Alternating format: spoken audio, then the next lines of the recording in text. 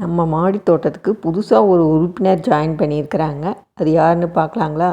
அது வேறு யாரும் இல்லைங்க, நம்ம வெண்பூசணி தான்.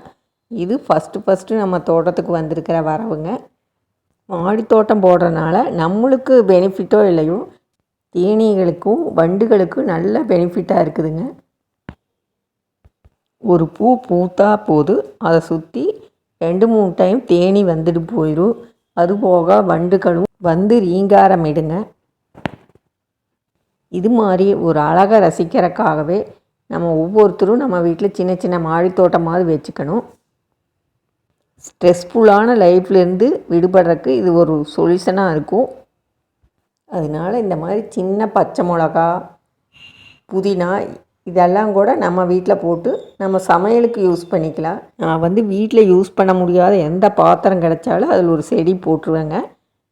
தண்ணி கூட உடஞ்சதுன்னா அதனுடைய கீழ்பாட்டை யூஸ் பண்ணிக்குவேன்.